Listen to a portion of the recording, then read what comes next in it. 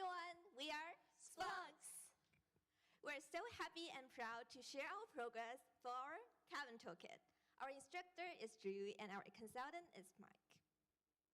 We're a team of 6 interesting people, and 5 of us will speak today. One of us currently couldn't speak, but she will drive the slides. Thanks, Terry. Our goal for this semester is to make a toolkit that makes the Cavern easy to use, and so that Cavern developers, including ETC students and also even high school students with varying skill sets, can develop impactful experiences with Cavern. Last week, we held our first Cavern Jam. It was a great milestone for us. Thanks to all the students, faculty, staff who helped us spend time on testing our toolkit, and thanks to all those who come to our showcase. Nothing involves our work better than feedback. This is what we get from the Cavern Jam. I would never have been able to build a Cavern project without the toolkit. Let's get more details of the jam. For our Cavern Jam, we had 8 participants created 6 unique worlds. Using our first release of the toolkit and the documentation, they developed immersive experiences from scratch, each featuring 1 interaction. The jam was an exciting playtest of our toolkit, and so we're excited to showcase the results.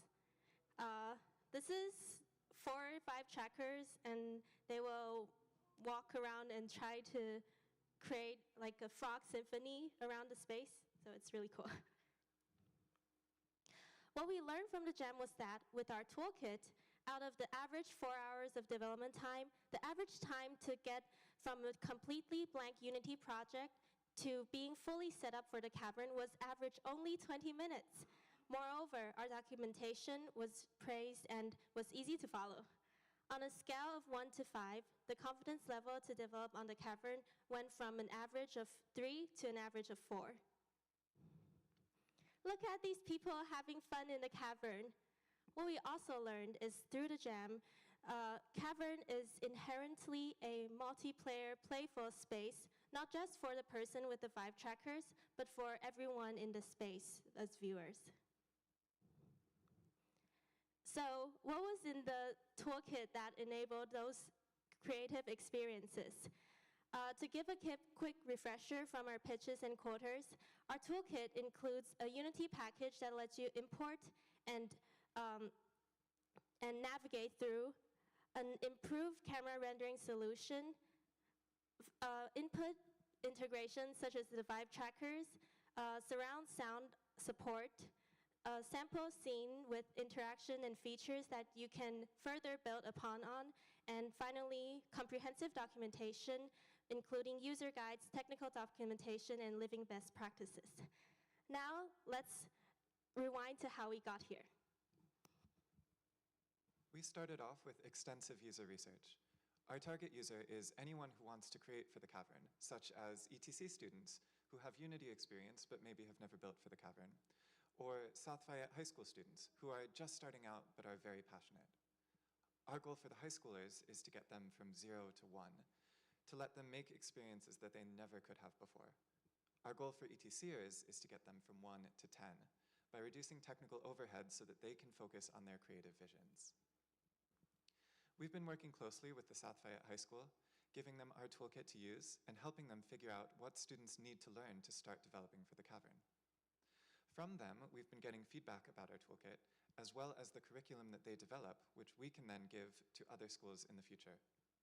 One of our important milestones is March 25th, the Digital Promise Conference, where administrators from high schools around the country will be visiting South Fayette to see the Cavern and how the students use it. Next, we'll talk about our technical breakthroughs. Thanks. So let's start off with talking about the camera. This is the old Cavern camera setup. As you can see in this panel on the left, when you run the project, there's a bunch of these sub-cameras that show up. For new users and people who are just starting development for the Cavern, this is really confusing and overwhelming. Let's talk about why this happens.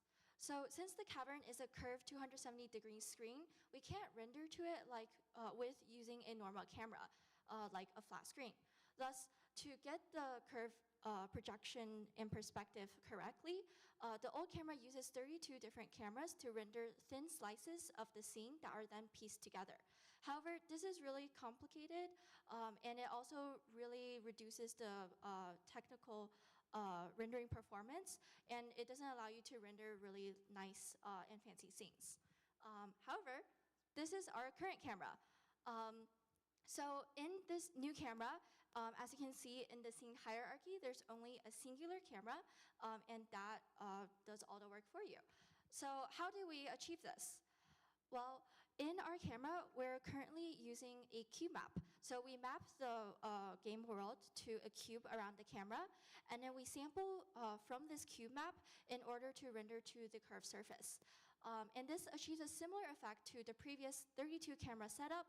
However, we only have to go through the rendering pipeline once. We are also able to extend this to support stereoscopic 3D or the 3D effect that you see on the cavern.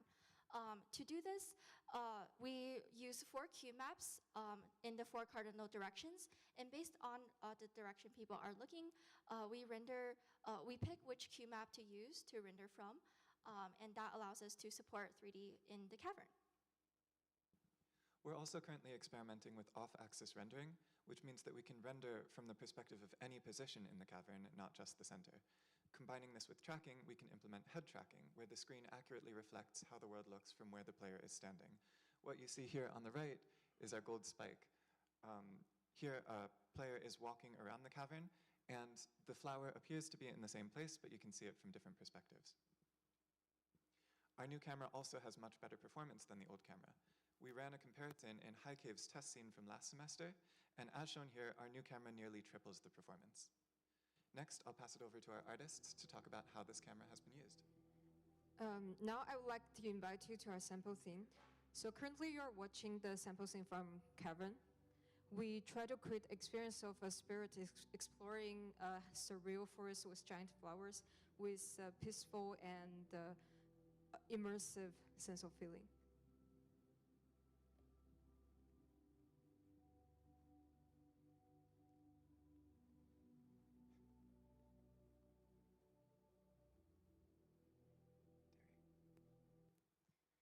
So here are the assets we created so far to build our sample theme.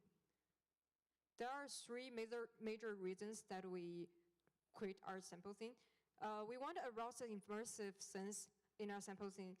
To achieve that, we added ambient sound and surrounding sound effects to our theme. And we also added animated objects such as flying butterfly. It flies towards the camera so that it enhances the sense of immersion. Also, we want to demonstrate the interaction of the cavern space.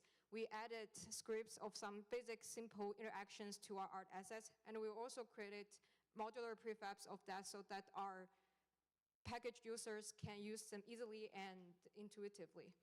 Last but not least, since we are offering our own render solutions, we want to prove that the enhancement of the performance. We added some art features such as simulations, shaders, and post-process, and grass instancing, and etc. Now let's take a look of how to set up our package. So to set up our package, you can find it in the Unity Package Manager. So it currently lives under the etc package registry, and there's 2 packages. One is the core basic mechanics that you need to run any cavern project, including the cavern camera. And the second one is an input device, and we're supporting Vive trackers currently. We split the 2 into 2 different packages so that our toolkit can be modular, so that if someone wants to add another input device, or if an input device becomes depreciated, people can swap them out and still maintain the usage of our package. Additionally, since this is hosted on the Unity Package Manager, this means that we can push updates really easily and quickly. For example, during the Cavern Jam, some of our jammers uncovered a bug, and we were able to fix it and push a new update to all jam participants within an hour. And this is what our toolkit looks like once you open a Unity project. So our toolkit adds this custom tab in the toolbar called Cavern, and under that are 2 drop-downs. When you open them, they'll show these two panels, and each panel supports a single-click add interface. So you can add the cavern setup into your scene simply by clicking the Add Cavern Setup button. Additionally, throughout the process of developing for our toolkit, we're constantly looking at user feedback and implementing it into our design. During our project, halfway through, our artists kept telling us that it was really hard for them to see what their scene will look like in the cavern, and it was really hard for them to test, which is why we added this preview feature. It adds a cavern mesh into the scene that is the accurate dimensions of the cavern and is to scale. And when you click play, it will render a preview of what your scene will look like in the cavern onto the mesh, so you can see what it will look like without having to be directly in the cavern itself. And now let's talk about adding interactions and input devices. Since the cavern is a very immersive space, we want the way that people interact with it to also be immersive. That means we don't want people standing around using Xbox controllers or keyboards. There are 2 input systems currently built into the cavern in hardware, but in the past they had no software support and every team had to come up with their own solutions for them. We chose to start with Vive trackers, which are devices that you can attach to your clothes or objects, and they'll track your position and rotation as you move around the cavern. We chose these to start with because they're simple and easy to reason about and offer a wide variety of possible interactions. They were designed for virtual reality headsets, which the cavern is not, which caused us a lot of issues. So we came up with 5 potential methods for getting Vive trackers to work with the cavern. The first one is outdated and very, very bulky because it offers a lot of stuff for virtual reality that doesn't apply to the cavern. The second method worked really, really well, except it crashed Unity every single time. The third method would be great. It was custom designed for the type of thing we're trying to do, except it was designed for Vive trackers with virtual reality headsets, and without a headset, you get nothing. The fourth method works and doesn't crash. Fantastic, but it is still very bulky. But from the fourth method, we were able to reverse engineer why it wasn't crashing and the second method was. We were able to come up with a good solution that is easy to use and not bulky and up to date. So here is an example of what it takes to go from no Vive trackers in a scene to having Vive trackers. And that's all it takes. Next, we'll talk about documentation. So we created a lot of documentations of our package. We have the user guides of how to set up our package. And we also have the API documentations of our code. And we have technical documentation of the math behind the rendering camera as well for future developers. We have known bug and living best practice for using the package.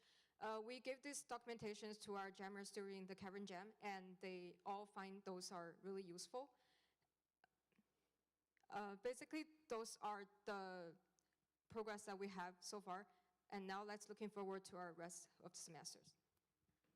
Since we made so many progress, this is what our creators will face before our toolkit. And these are the progress we made. Next are our plans for after half semester. So first, we will take the advantage of the URP. We're adding more technical art features as we have mentioned before. We want to try shaders, we want to try volumetric clouds, we want to try all the kind of technical art features. And the second, we're having a systematic UI for our toolkit, so it will be more user-friendly and easy to understand. And the third one is the polished modular toolkit. We'll keep doing that. And for our symposium, we want to have like more modular interactions into it, so we can showcase all the features we added to Cavern setup. And we also will, instead of the 3D camera we already finished, we'll focus more on a 2D rendering camera for the game UI and video. And we'll also add a second input, which is the object, instead of Vive tracker. And we'll continue to do the testing with South Viet and with all the ETC faculties and students. And we'll continue doing the documentation. We can't get to here without all those helpful people. We couldn't have made it this far without all of the people on the screen. We want to thank Steve and Ezra for answering all of our questions. We want to thank Stacy and her class who we're working with at South Fayette. We will also want to thank our advisor and our consultant, Mike and Drew. And yeah, For the cavern, there's some things that you kind of have to see in person to experience the 3D for yourself. So we welcome you to come visit us at 1 p.m. tomorrow in the cavern, where we'll show you our sample scene and also some of the Cavern Jam projects. So we hope that we'll see you there. Thank you so much, and we're ready for questions.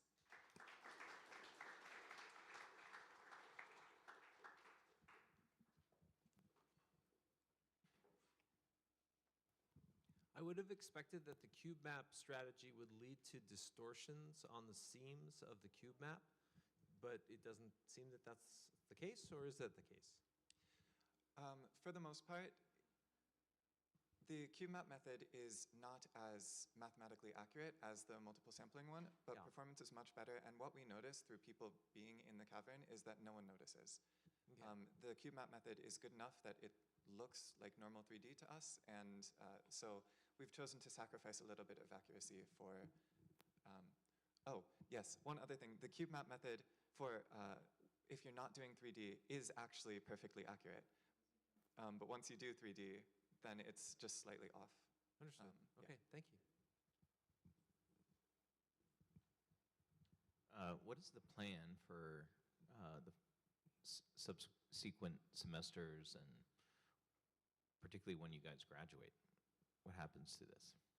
Yeah, we have made a lot of decisions about the toolkit, thinking about that, looking forwards. So we've moved to Unity 6 and to Universal Render Pipeline because we expect that's what people will be using in the future, and so it will have more longevity. We also have documentation about all of our decision-making and thought process, so if anything breaks, you can see how we derived everything mathematically, and a future team or a future, like people that get hired by the ETC could fix it. And also a lot of our packages are modular, so if something changes in the cavern, it's really easy to just replace it with a different package that someone makes. And also we have a living best practices document where we want to pass on some of the knowledge that we have making experiences for it and designing for it, so that future teams can learn from our mistakes and our experiences as well.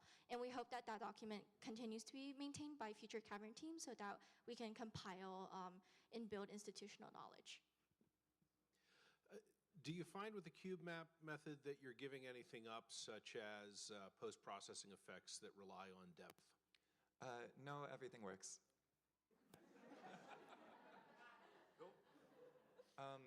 Terry is the one who did pretty much all of the work on the camera. Unfortunately, Terry can't talk right now, but should be able to talk soon. So if you want more specific information about that, then come by us in the next few days. And also, just shout out to Terry's technical documentation. She included all the math behind it, so for the future developers.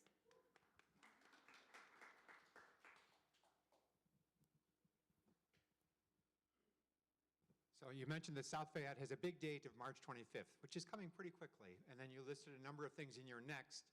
Are there some things in your next that you want to do to help South Fayette have a good showing March 25th? There's just some priorities for the next few weeks.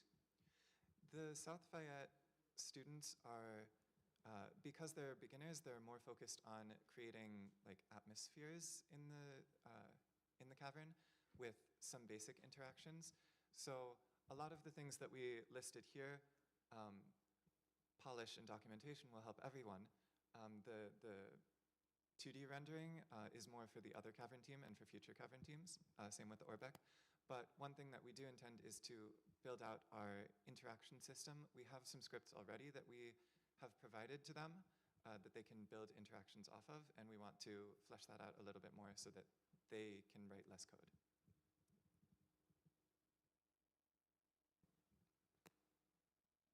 Maybe I missed it, but I don't see the surround audio piece. Did you say that was out of scope, or how's it going? We had no time in our presentation to talk about it. But if you want to share. Surround audio works. We found that the computer has to be set up to 7.1 and then disable the two side speakers, and then we will be left with 2 front, 2 rear, and also the middle one doesn't. the center speaker that usually can be virtualized, it's not really obvious if it's on or off if it's in the cavern. And that's it, I think. Yeah, and I also wanted to mention in our like one-click setup, it not only adds like the camera and the prefabs to your scene, it also like auto-configures some of the settings in the background, and that includes setting the audio to be the correct stereo mode so that you can have surround sound.